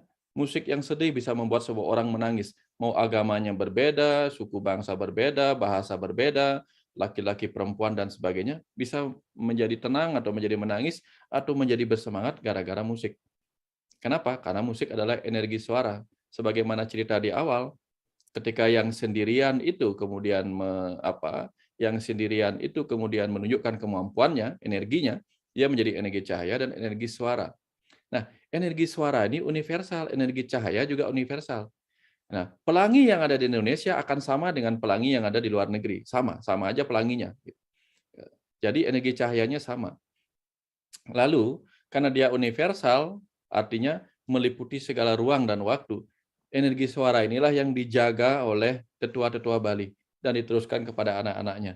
Energi suara dalam bentuk apa? Ada dalam bentuk gamelan, ada dalam bentuk kentongan, ada dalam bentuk nyanyian, ada dalam bentuk gamelan apa saja, ya. Nah, dengan menjaga itu energinya tetap hidup. Karena energi suara kan tetap hidup. Jadi dia universal terus-menerus. Nah, jadi karena kita tahu ada yang mengatakan bahwa kalau ingin menghancurkan sebuah bangsa, sebuah suku, hancurkanlah budayanya. Ya. Nah, di Bali, tetua-tetua dulu menjaga, membentengi kehancuran itu agar tidak hancur dengan mewariskan budaya. Budaya suara, budaya cahaya. Budaya cahayanya apa? Kita tahu cahaya itu kalau berpenar menjadi pelangi. Maka cahaya-cahaya itu kemudian diwujudkan dalam bunga-bunga. Makanya di Bali banyak persembahan bunga-bunga, ada banyak gemerlap warna-warni segala macam. Nah, kenapa demikian? Karena warna-warni menciptakan gairah. Nah, kalau kita melihat langit yang yang hitam putih bermendung, kita kehilangan gairah. Tapi begitu biru terang, kemudian taman-taman berwarna-warni bunga, kita menjadi bergairah. Nah, warna-warni itulah yang membuat Bali itu tetap hidup bergairah karena ada energi-energi cahaya, entah dalam bentuk sesajen, entah dalam bentuk warna-warni apa saja. Nah, itu contoh yang dilakukan di Bali. Dari segi energi cahaya dan energi suara. Nah, kalau di tempat-tempat lain budaya-budaya mulai dihilangkan, maka hilanglah bangsa itu. Karena seperti disampaikan, satu, hancurkan budayanya, hancurlah bangsanya. Dua, diskreditkan ajaran-ajaran leluhurnya, hancurlah bangsa itu. Nah, kalau di Bali, ajaran-ajaran leluhur itu disimpan dalam sastra. Karena banyak orang tidak membaca sastra, maka sastra diwujudkan ke dalam upakara. Upakara itu artinya sesajen-sesajen itu. Karena sesajen itu kalau dikupas itu ada sastra di situ, Kang Abu. Ada sastra. Kalau dikupas, kalau tidak dikupas dia tidak terbaca. Dia seperti sampul-sampul buku. Ya, misalnya ada canang, kalau tahu canang ya, yang kotak yang ada bunga-bunga itu simbolik diri kita. Yang di dalam diri kita ada bunga-bunga, bentuknya kotak itu tubuh kita, ada lingkaran itu kepala kita, dan segitiga. Seperti orang duduk meditasi. Itu kalau dikupas. Canang itu artinya resmi. Jadi secara resmi kita sedang duduk meditasi di sana. Mewakili diri kita. Sehingga secara spiritual kita ada di sana, diwakili oleh canang, tapi kita juga menjalankan kehidupan duniawi kita. Nah, jadi filsafat-filsafat yang ditanamkan menjadi laku, bukan hanya menjadi filsafat pengetahuan, tetapi menjadi laku, maka dia hidup, bertahan hidup. Nah, tanpa dipahami oleh orang-orang, mereka sudah menjalankan teori itu. Mereka mempraktekkan tanpa mereka tahu bahwa itu praktek. Sama dengan kita makan. Kita makan buah, makan nasi, makan gini, makan ini. Sekalipun kita tidak tahu apa kandungan dari nasi, apa kandungan dari buah. Pokoknya makan aja kita. Ya. Walaupun kita bukan orang medis yang tahu ahli gizi, yang tahu makanannya, ya kita makan aja. Yang tahu gizi yang di makanan itu sehat, yang makan juga sehat. Nah, orang Bali tidak semuanya membaca apa yang ada dalam kandungan upacara-upacara itu, tapi mereka langsung melakukannya seperti anak kecil yang makan, orang dewasa yang makan, sama-sama makan, dan mereka mendapatkan hasil dari laku itu sendiri. Nah, jadi mereka walk the talk, ya, mereka walk the talk. Itu filsafatnya. Ditambah lagi filsafat untung. Jadi orang Bali selalu untung, ada agat gitu. Agat itu artinya untung. Untung begini. Itu kata syukur. Kalau dia disuruh kamu bersyukur ya, susah mereka bersyukur. Tapi begitu mereka mengalami kejadian, tabrakan misalnya, untung motornya tidak apa-apa. Bahasa Balinya agat. Untung motornya tidak apa-apa. Walaupun kecelakaan. Kalau kecelakaan motornya rusak, untung orangnya selamat. Selalu ada hal-hal yang bisa mereka syukuri. Ya, jadi filsafat syukur, filsafat karma, bahwa jangan berbuat begitu, nanti kamu akan mendapatkan karmanya lagi, dan sebagainya. Yang sama juga di tempat-tempat lain. Cuman di situ tidak diteorikan lagi, langsung menjadi laku keseharian. Kalau meditasinya, orang Bali itu life is meditation. Jadi kesehariannya adalah meditasi. Kira-kira seperti itu. Keren, Pak Wayan, keren. Banyak makna dan mendalam di belakang sajen gitu ya, Pak Wayan ya, kalau kita berbicara tentang itu. Jadi kadang orang ngelihat cuman bentuknya, kadang ngelihat cuman tanpa mengerti gitu, sehingga mudah sekali menjudge bahwa inilah itulah dan seterusnya. Tetapi tadi kita barusan mendengar gitu betapa dalam dan indah sekali, dan luar biasa ya masyarakat Bali tetap menguatkan gitu budayanya dengan walk the talk tadi. Dan yang paling keren tadi kalimat terakhir bahwa life is meditation gitu, itu luar biasa. Terima kasih Pak Wayan, terima kasih banyak. Bu Anca juga pertanyaannya keren banget. Berikutnya Sheila Ananda, silahkan. Ya, ada kan suaranya Mas Abu ya? Ada, silahkan. Oke.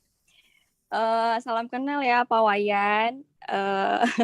Ini saya Sila yang suka seliuran nih di akunnya Pak Wayan. Saya berharap banget bisa ketemu Pak Wayan, nyusulin Pak Wayan ke Bali ya Pak. Semoga dimudahkan itu sama Tuhan. Saya entah kenapa ya akhir-akhir ini suka banget gitu, bahkan sampai nyari lukisan simbol Yin dan Yang. Ternyata dikupasnya di sini gitu ya. Pak Wayan pas banget lagi bahas black and white. Bahkan saya lagi pakai baju hitam loh Pak Wayan, kita serasi malam ini. Saya sih pengen nanya gini Pak Wayan, apakah manusia itu dapat mengakhiri proses reinkarnasinya atau akan selalu berproses ya gitu?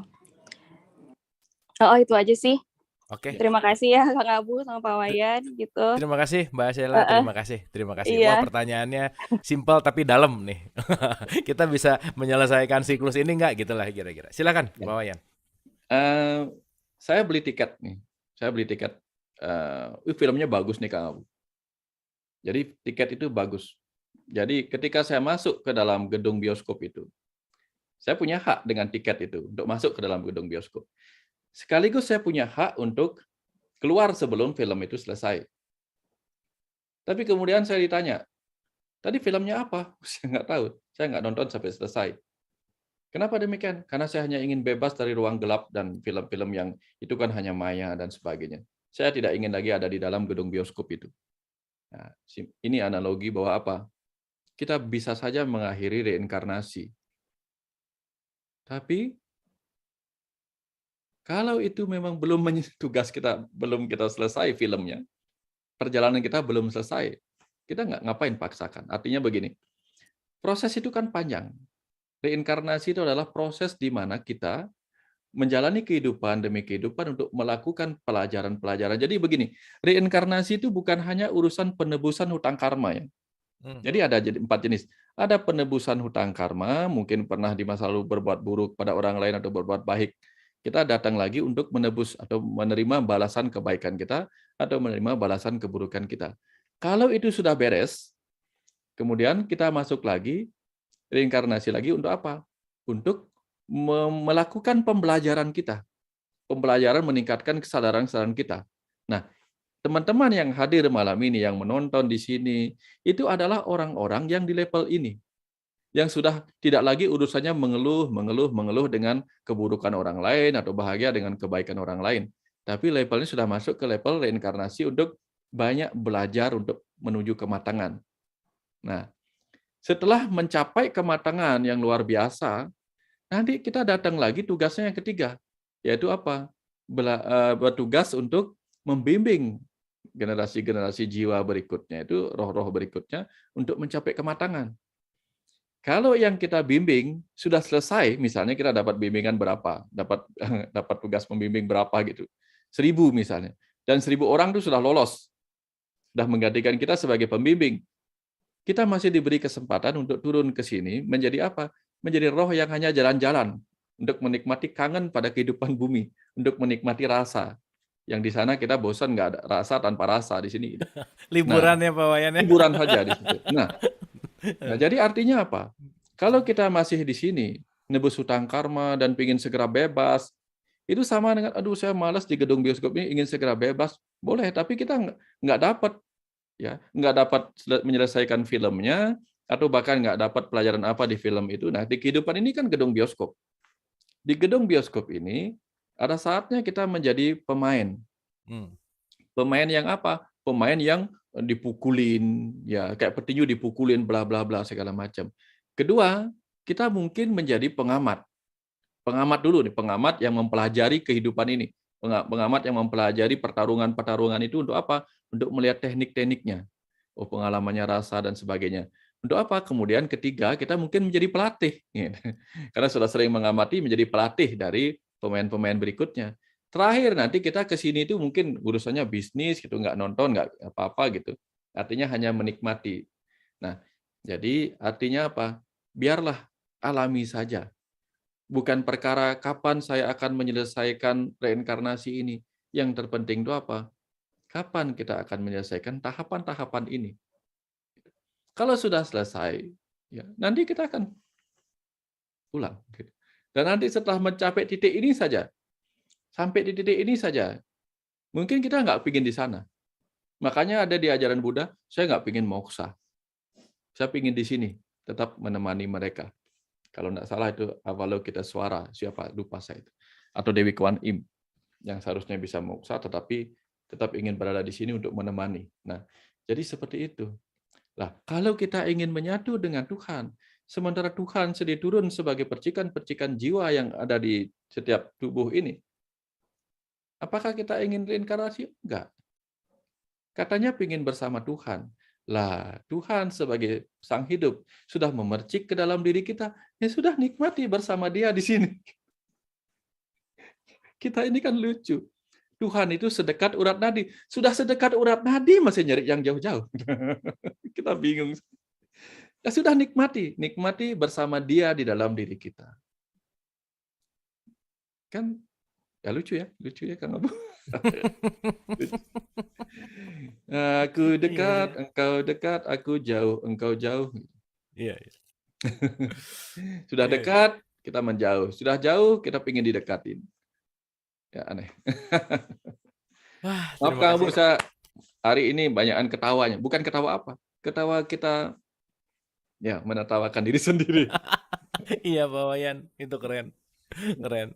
Kalau tadi bicara tentang abis naik, ketemu, terus turun lagi juga cerita Isra Mi'rajnya Nabi Muhammad kan begitu juga Pak Wayan. Udah ketemu, tapi pulang dulu lagi deh, gitulah kira-kira. Dan itu, aduh luar biasa ya ternyata ya, karena leveling-leveling tadi gitu. Tidak semuanya di level kelas 1 gitulah kira-kira. Ya. Karena ada level yang membimbing, ada level yang bahkan lagi liburan gitu ya kira-kira Pak Wayan. Makanya kalau lagi liburan kayak Pak Wayan tinggalnya di Bali sih kayaknya ya Pak Wayan. Jadi Pak Wayan datang ke sini kayaknya cuma liburan aja. Atur nuhun Pak Wayan, terima kasih. Wah, itu benar-benar menyerahkan sekali Pak Wayan, mind blowing. Terima kasih hatur nuhun. Pak Suroyo, silakan. Assalamualaikum warahmatullahi wabarakatuh. Salam, silakan Pak. Bu, menyambung pertanyaan Mbak Sheila tadi, jadi saya baru kenal dengan reinkarnasi. Saya mau nanya, apakah reinkarnasi itu nggak bisa selesai-selesai? Artinya seorang Buddha gitu kan, Siddhartha Gautama, dia harus menjelma lagi seperti yang di film The Little Buddha gitu kan. Bahwa itu beliau harus menjelma menjadi empat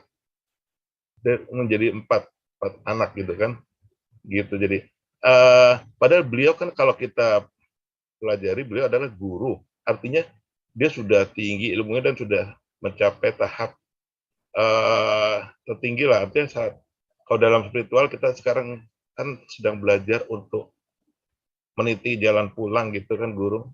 Nah tapi kalau sang Buddha dia sendiri sudah guru, sudah tahu jalan pulang, tapi dia kembali lagi ke dunia untuk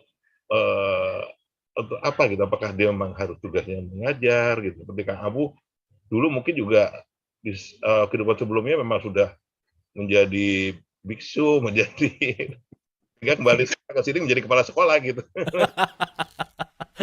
Gitu. Terima kasih Pak Wen, mohon pencerahannya Kang Abu. Oke, terima kasih Pak Suroyo. Ini juga berkaitan Pak Wayan, ada 3 pertanyaan yang sama dari teman-teman yang lain tentang yang persis Pak Suroyo sampaikan, dan ada pertanyaan apakah karma grup juga berlaku gitu? Apakah karma itu juga ya baik lagi ya, reinkarnasi dan karma berkaitan sama apakah kalau ibunya seperti apa, anaknya akan seperti apa? Intinya adalah ada grup lah gitu intinya. Silakan Pak Wayan. Terima kasih Kang Abu. Pertanyaan tentang karma dan reinkarnasi itu kebetulan saya sudah kupas dalam YouTube saya yang tentang memahami karma dari 1 sampai 4. Pertanyaan seperti itu sudah saya buat.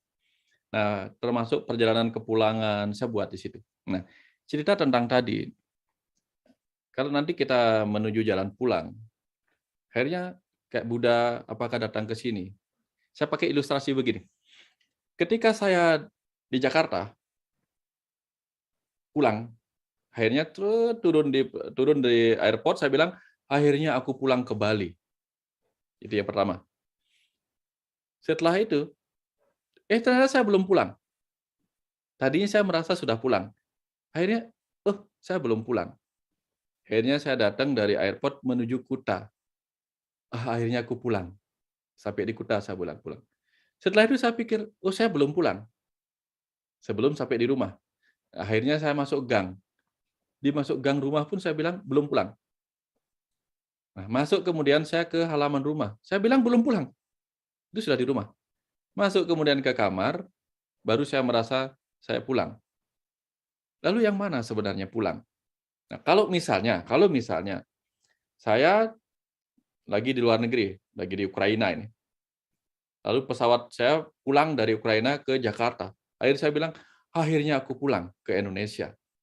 Dari Jakarta ke Bali, akhirnya aku pulang ke Bali. Dari Bali ke Kuta, akhirnya aku pulang. Lalu pulang itu yang mana? Nah, ketika kita mengatakan nanti kita pulang, menyatu dengan Tuhan.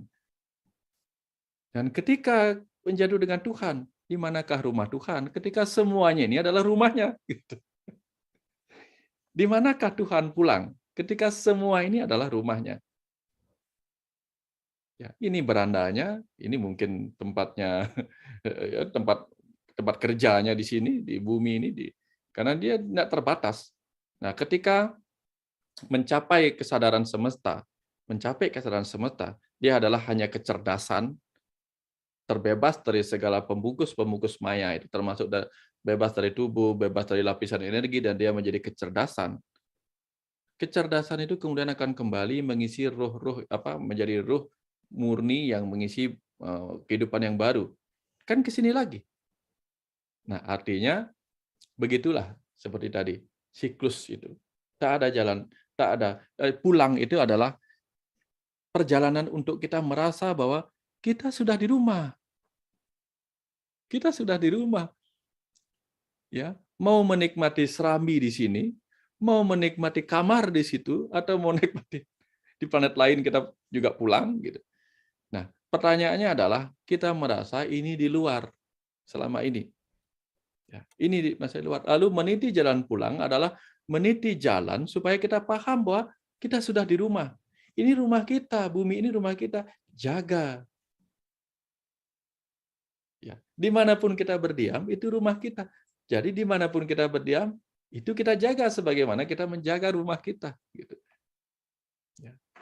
Di Kuta itu rumah saya, di Bali rumah saya, di Indonesia rumah saya. Ujung-ujungnya dibandingkan planet lain, bumi adalah rumahku. Kemudian dibesarkan lagi, tata surya adalah rumahku. Kalau dibandingkan galaksi lain, Bima Sakti rumahku. Nah, kalau begitu, where is the real home? Wah, keren sih, Bang Wayan. Feel coming home. I'm coming home. Iya. Benar, Pak Wayan. Itu kalau nanti proyeknya Elon Musk jadi untuk ke Mars, Pak Wayan, kita akan benar-benar bisa merealisasikan lebih luas lagi bahwa begitu nyampe bumi udah ngerasa pulang gitu, Pak Wayan. Karena mungkin sekarang nggak banyak aja yang lagi ke Mars gitu ya. Nggak. Dan saya tadi begitu Pak Wayan mengatakan itu jadi sangat realize di Quran ada kata-kata bahwa adakanlah perjalanan di muka bumi gitu. Adakanlah perjalanan. Ternyata adakanlah perjalanan itu supaya menyadari bahwa di dalam setiap perjalananmu adalah rumah gitu intinya. Bahwa ya balik lagi itu poin-poinnya yang tadi disampaikan oleh Pak Wayan luar biasa. Terima kasih Pak Wayan untuk menyadarkan bahwa rumah kita tuh di mana-mana sebenarnya. Oke. Ya, jadi sekarang meniti jalan pulang itu tugas kita adalah from coming home to feeling home. Kuncinya. From coming home to feeling home. Jadi ketika kita merasa kita sedang melakukan perjalanan pulang, tingkatkan kesadarannya sampai kita merasa sudah di rumah. Untuk kita jaga di setiap ruang dan waktu ini. Kira-kira seperti itu kamu. Oke. Speechless Pak Wayan, ini banyak mengkonfirmasi malam hari ini Pak Wayan. Terima kasih banyak. Terima kasih Pak Suroyo, terima kasih juga pertanyaannya. Oke, ini pertanyaannya teknis Pak Wayan. Waktu nyepi itu di Bali gimana sih tentang turis? Apakah hotel-hotel tutup? Apakah kegiatan-kegiatan dihentikan semuanya dan seterusnya? Dan gimana apa yang terjadi dalam sosialisasi di Bali pada saat nyepi ini? Ini ada dua pertanyaan yang mirip. Jadi kira-kira ini berbicara tentang teknisnya. Silakan Pak Wayan. Kalau di Kuta, hotel-hotel akan ditutup. Sehingga kalau kamar-kamarnya biasanya dipasangin gorden supaya kalaupun ada cahaya cahaya keluarnya nggak ada. itu tetap kelihatan gelap. Karena sedikit saja ada cahaya keluar dari sebuah bilik rumah di Bali itu akan kelihatan sekali. Akan kelihatan sekali. Jadi, kalaupun mereka diizinkan menghidupkan lampu, terbatas sekali, terbatas tidak boleh keluar, atau waktunya juga dibatasi. Nah, kemudian tidak ada suara-suara apa lagi. Nah, ketika dengan agama lain, misalnya agama Islam, dulu pernah tepat waktunya antara Nyepi dengan hari Jumat. Nah, toleransinya bagaimana? Jadi mereka diizinkan bersembahyang dengan suara kecil sekali masuk ke dalam dan tidak kedengaran sampai keluar. Nah, di saat itu tidak kedengaran sampai keluar dan kita baik-baik saja. Artinya semua toleransi itu berjalan dengan baik. Jadi ada juga yang bagian yang tidak menggunakan speaker keluar sehingga mereka benar-benar kusuk di dalam kusuk. Ya, yang rumahnya berjauhan dengan masjid, kadang-kadang kalau memang harus sekali, sempat diantar sama pecalang. Dulu pernah diantar sama pecalang untuk sembahyang ke masjid, kemudian segera balik setelah sembahyang, segera balik, diantar lagi sama pecalang. Ya, itu pernah di sebuah waktu yang bersamaan seperti itu. Nah, kalau bule-bulenya tidak ada hiburan. Jadi di dalam paling-paling kalau bule itu berenang di kolam kan tidak ada suara terlalu kencang. Nah, itu yang terjadi. Mereka tidak diizinkan keluar. Walaupun kadang-kadang dulu pernah ada bule di Kuta itu, ya namanya juga nggak tahu kan. Ya, sebelum airport ditutup, itu bulenya itu jalan dari airport menuju Kuta lewat pantai. Karena dia nggak ada mobil, akhirnya dia jalan. Akhirnya airport ditutup untuk 1 hari itu. Nah, di kemudian hari, kemudian waktu sebelumnya airport masih buka tetap. Nah, jadi secara teknis seperti itu. Semua orang menghormati perayaan Nyepi itu. Bahwa kemudian ada yang oknum-oknum yang begini kan biasa, selalu ada saja yang demikian. Tapi bukan itu bukan hal-hal seperti itu yang perlu kita tonjolkan. Yang kita tonjolkan adalah ada toleransi antar umat beragama, ada rasa saling mengerti di situ, itu yang kita pentingkan. Ya. Kira-kira seperti itu teknis. Oke, terima kasih Pak Wayan. Mungkin ini terakhir sebelum kita nanti mendengarkan pesan semesta tentu saja. Tadi ada pertanyaan dari Mas Anton Teguh bahwa apakah 2 tahun pandemi ini nyepi semesta? Pak Wayan tadi sudah juga mengatakan iya gitu ya. Tapi ini mungkin yang terakhir dari Mbak Ni Wayan Rosi. Untuk menumbuhkan kesadaran, kita perlu mengenali suara-suara di dalam diri. Bagaimana cara membedakan di dalam diri kita, apakah itu merupakan ego yang berbicara atau merupakan suara diri kita yang sejati? Gimana, ya, Pak Wayan? Ciri-ciri suara ego itu adalah pembelaan.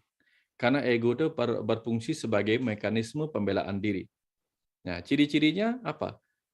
Karena dia membela diri, maka dia pembenaran. Ketika disalahkan, maka dia pembenaran. Ketika disakiti, maka dia penghiburan. Tapi suara-suara yang di dalam diri yang berupa hati nurani itu adalah suara-suara yang memaklumi orang lain. Jadi di kesadaran diri kita itu, yang muncul itu permakluman. Permakluman kita, misalnya disakiti orang, misalnya yang muncul itu permakluman. Nah, seperti misalnya ketika Yesus dipukul atau diapakan, beliau pernah bilangkan begini, ya Tuhan maafkan dia, karena dia tidak mengerti apa yang dia lakukan. Nah, kira-kira seperti itu. Ada permakluman kalau dia datang dari universalitas dalam diri kita. Tapi kalau datang dari ego, karena dia mekanisme pembelaan, maka tentu bela diri, membenarkan diri, menyalahkan orang lain, atau menghibur diri dengan mengatakan, oh seperti serigala yang melompat-lompat mencoba memakan anggur, tapi nggak dapat saking tingginya anggur, kemudian dia bilang, anggur itu memang rasanya jelek, padahal belum dia dapatkan. Untuk menghibur dirinya supaya dia tidak lagi keinginannya besar memakan anggurnya. Itu suara ego dalam diri kita. Nah, dalam keheningan itulah kita lihat. Ketika ada orang mencaci maki kita, rasakan, amati apa yang muncul dalam diri kita. Orang itu caci maki begini, padahal dia belum tentu lebih hebat daripada aku. Nah, itu ego kita muncul. Tapi kemudian, kalau yang di dalam diri tersenyum penuh permakluman, tersenyum aja kita, tiba-tiba tersenyum, kadang-kadang nggak bersuara gitu. Maklum aja kita. Nah, di situ biasanya kadang-kadang kita akan paham, inilah bahasa nurani. Karena apa? Kita tahu, dia pikir dia menyakitiku. Tetapi kita hanya bahagia bahwa apa? Ya, kalau aku menjadi bagian dari tempatmu membuang kotoran batinmu, tidak apa-apa. Toh aku juga tidak akan menerima kotoran itu. dan aku akan melepasnya kembali, membantumu melepaskannya. Sebab kalau kamu membuangnya dengan caci maki, dengan kata-kata yang menyakitkan, tapi aku mengambilnya, maka aku tidak membantu. Karena aku hanya membantumu memindahkan ke dalam diriku dan aku yang sakit. Tapi kalau kita lepaskan, suara itu kembali ke asalnya. Ya, ya, kita boleh mendengar, tapi kita tidak perlu menyerap apa yang tidak penting. Nah, seperti bebek. Bebek itu simboliknya bijaksana kalau di Bali. Makanya angsa itu simbolik bijaksana. Dia memasukkan saja memang lumpur, tapi yang dia ambil adalah hal-hal penting. Kalau tidak ada nasi, ya lumpurnya keluar semua. Biarlah kita mendengar lumpur-lumpur yang mencaci maki. Tapi kalau nggak bermanfaat, biarkan saja lewat. Ya, hanya suara. Jadi mantramnya adalah apa? It just sound, it just sound, it just sound. Kalau kita mulai, oke, just sound gitu. Ya, kita nggak pernah tahu apakah anjing yang menggeram itu adalah caci maki, apakah singa yang mengaum adalah caci maki, kita nggak apa-apa. Karena kita, itu hanya suara singa. Ya. Itu hanya suara, apakah suara ayam berkokok yang mungkin memekakkan telinga adalah caci maki, kita nggak peduli karena kita nggak ngerti. Jadi anggap aja seperti itu, abaikan saja. Nah, jadi mungkin saja itu suara egonya. Kalau suara egonya kita tangkap, maka suara egonya berdiam di dalam diri kita. Berdiam di dalam pikiran kita dan masuk ke dalam tubuh kita.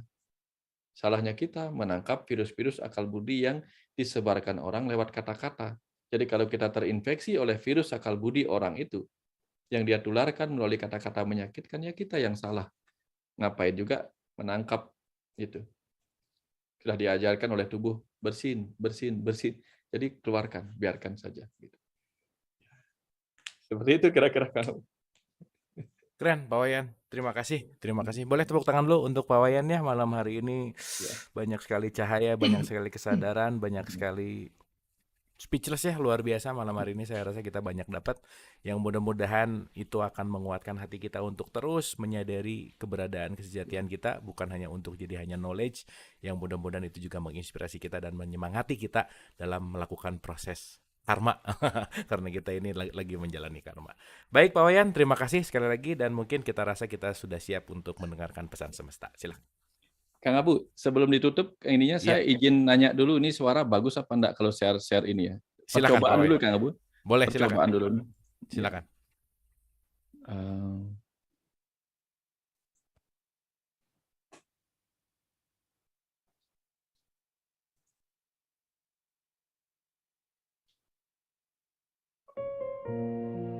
Kedengaran, Kang Abu? Bagus Pak Wayan, bagus banget. Keras apa kecil? Kurangin sedikit aja. Kurangin sedikit, oke. Iya, sedikit aja.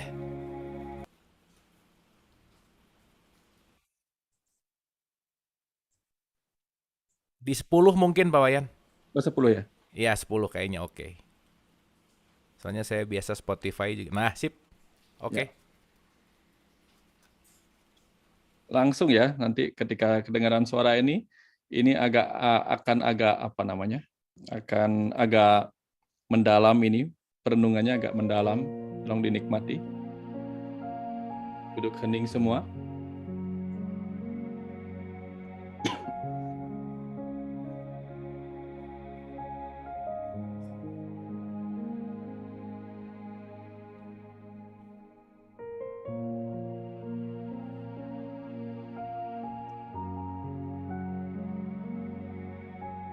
Anakku, pernah ada masa ketika semua belum ada, ketika seluruh ciptaan semesta ini belum ada.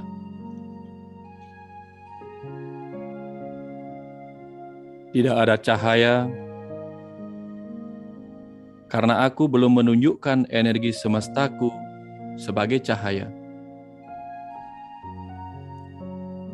Tidak ada suara, karena aku belum menunjukkan energi semestaku sebagai suara. Disitulah hanya ada aku sendiri sebagai satu-satunya keberadaan di kekosongan tanpa batas. Hanya ada aku dan kau dan kalian semua sebagai bagian dari diriku sendiri yang lebur ke dalam diri semestaku.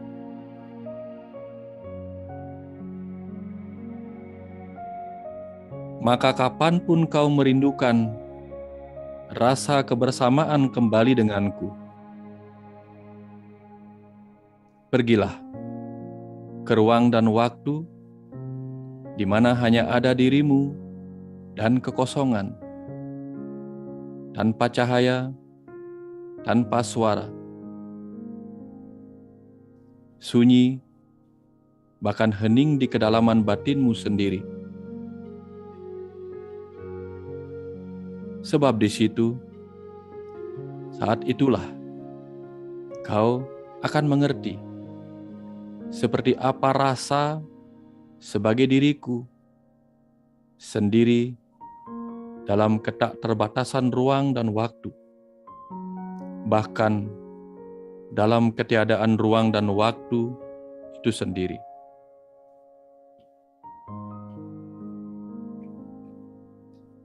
Ketika kau menemukan rasa dalam keheningan, dalam ketiadaan cahaya, bahkan dalam ketiadaan segala hal di luar dirimu itu, kau akan mengalami rasa saat kesadaran sejati memasuki dirimu. Kesadaran yang tidak datang dari tubuh, tidak datang dari pikiran, tidak dari segala hal di luar kesejatianmu.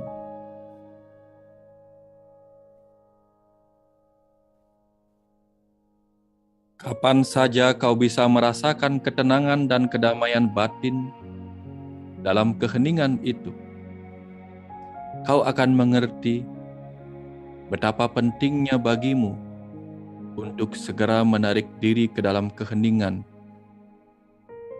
Ketika keriuhan dalam kehidupan ini telah menciptakan kegelisahan bagi jiwamu, maka anakku, temuilah aku dalam keheningan tanpa cahaya. Redakan keriuhan gejolak ego dalam dirimu, agar di keheningan itu kau bisa merasakan kehadiranku. Disitulah aku akan memberi jawaban atas pencarianmu selama kehidupan ini. Disitulah aku akan mengalirkan kedamaian bagimu. Temuilah aku di sana, anakku, dalam keheningan batinmu, agar kau memahami bahwa sesungguhnya aku adalah dirimu. Engkau adalah diriku.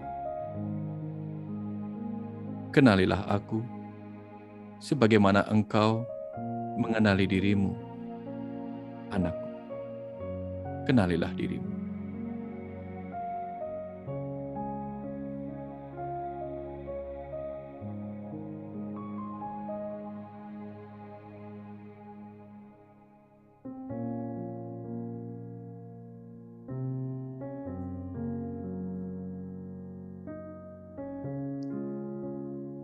Terima kasih, Kang Abu. Terima kasih.